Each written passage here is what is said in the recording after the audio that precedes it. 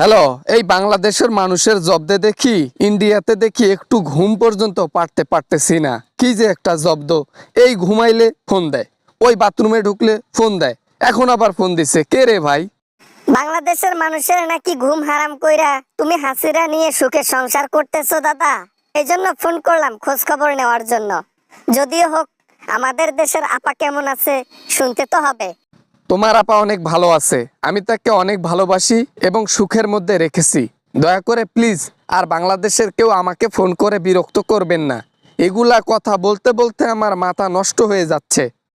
দাদা, আপনি কিন্তু মাঝখানে বাংলাদেশের সাথে লড়াচড়া করছিলেন একটু বেশি। এখন কি ঠিকঠাক ভাবে পজিশনে দাঁড়িয়ে গেছেন, নাকি এখনো একটু বেশি লড়াচড়া করতেছেন? কোনটা? এশিয়া মহাদেশের মধ্যে সবচেয়ে বড় মার্কেট হচ্ছে বাংলাদেশের মার্কেট আমাদের জন্য।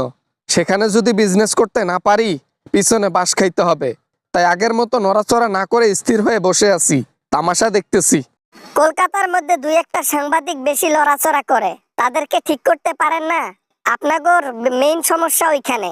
দুই একটা লাফালাফির করার কারণে আপনাদের উপর প্রেসার চলে যায়, বুঝেন কিছু?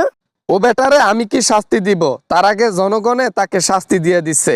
সমস্যা নাই, ওটা নিয়ে ভেবো না। আর এগুলা নিয়ে ফোন করারও দরকার নেই। হ্যাঁ, ছোটখাটো বিষয় নিয়ে কথা বলার ইচ্ছাও নাই। তোমার আপার সাথে কথা বলবা নাকি? আরে না না না, শরমে কথা বলতে পারবে না আপা, এজন্য কথা বলার দরকার নাই। আপনি শুধু আপার একটু খেয়াল রাখিয়েন, বুঝছেন? কখন জানি আপনারই পিছন মেরে আবার বাংলাদেশ ছাড়ার মতো আপনার দেশ ছেড়ে চলে যায়। ওর প্রতি আমি সবসময় অ্যালার্ট থাকি, তাই আমার পিছন মারার ধান্দা করলে ওর পিছন মেরে ছেড়ে দেব। এমনিতেই বিয়ে করছি, এমনি মাংনা মাংনা নাকি? বিয়ে করছি, বউয়ের মতো রাখতেছি, কোনো সমস্যা নাই।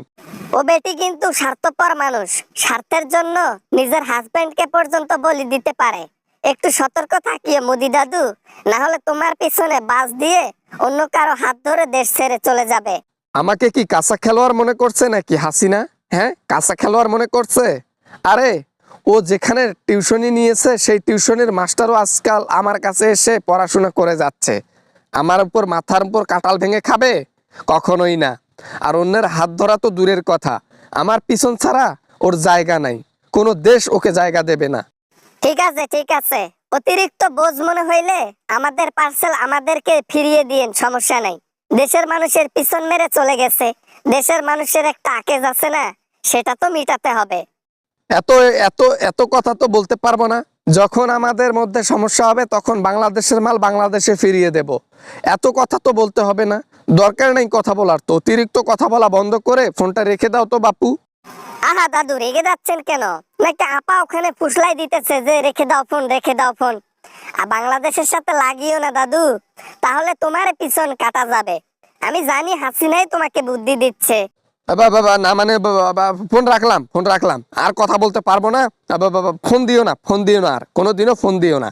এগুলা ভাল লাগে না আমার। Bye bye. বুঝতে পারছি, ওইখানে বউয়ের নির্দেশে অনেক কিছু করা হচ্ছে। যাই হোক, যে বউয়ের নির্দেশে অনেক কিছু করা হচ্ছে, সেই বউয়ে আবার পিছনে কেটে দিয়ে চলে যাবে, বোঝো নাই? সতর্ক থাকিও, গোবর খাওয়া মোদি। বাই। হ্যালো, আসসালামু আলাইকুম ওরহমতুল্লাহি ওবারাকাতু।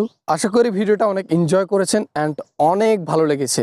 যদি ভিডিওটা এতটুকু পরিমাণ ভালো লাগে তাহলে প্লিজ একটা লাইক করবেন আর ভিডিও শেয়ার করতে ভুলবেন না।